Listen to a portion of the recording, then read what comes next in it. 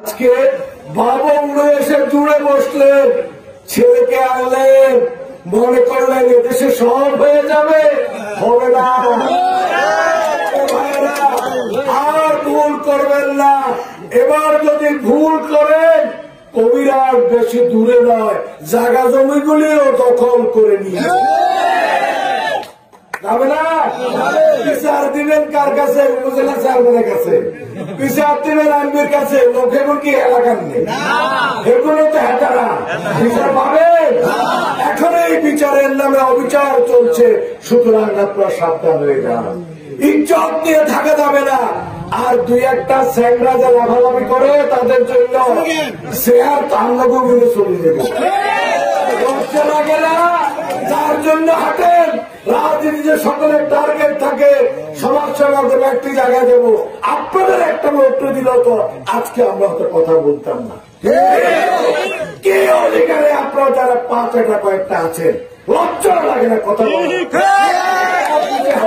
আপনাদের ভবিষ্যৎ বউ দাঁড়াবে এক জায়গায়, ছেলে দাঁড়াবে আরেক জায়গায়, আবার ত্যাগী কর্মীরা যাবে কোথায়? নেত্রী বলে যাওয়ার পর এত বড় স্পর্ধা পায় ভোট থেকে, বলেন আপনারা? তারা কি আওয়ামী করে? আমি অতীতে যেতে চাই না, স্মরণ করে দেই।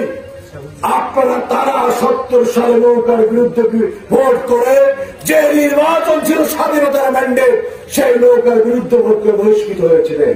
আপনারা তারা 2001 সালে ওবায়দুল কাদেরের বিরুদ্ধে ভোট করে বহিষ্কৃত হয়েছিলেন। আপনারা তারা আওয়ামী লীগ ইতিহাসে ঘোষিত কমিটির সেক্রেটারিকে বহিষ্কার করে তারা এলাকার ইউনিয়ন নির্বাচন সহ নোয়াখালী পৌর নির্বাচনের সব নির্বাচনে আপনারা নিয়ে করেছেন। আজকে পতনের জন্য কিছু কাজ থাকে, উচিত লাগে, ঠিক নেই? একটা কারণে কারণে পতন হয় না। ইনশাআল্লাহ যে প্রতিবাদের ভাষা শুরু হয়েছে 7 জানুয়ারি, 8 মেতে চূড়ান্ত বিজয় দিয়ে এই এলাকা থেকে দুঃশাসনের বহিরাগতের রাজনীতির কবর দেওয়া হবে। আপনারা একমত আছেন? ভোট এলাকার সেরিং চেয়ারম্যানশিপ পাবেন সর্বোচ্চ। যেহেতু আমরা আওয়ামী লীগ করি, নেত্রী যাকে বলেছে সেলিম সাহেব, আপনারা তো ভয়ে দিচ্ছেন।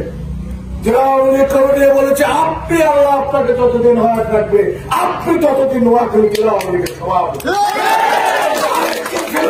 হবে। বলে যে লোক চাকরি করলে বড় অফিসার হতে পারত, ডিসিএসপি হতে পারত, আপনাদেরকে ফেলে চলে গেছে, ওদের সাথে বেরিবাদি করেছে, সব সময় আপনাদের কাছে ছিল।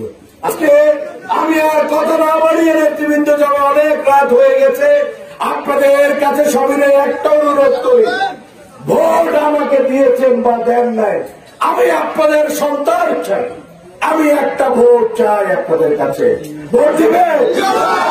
শেখ হাসিনাকে ভোট দিবে?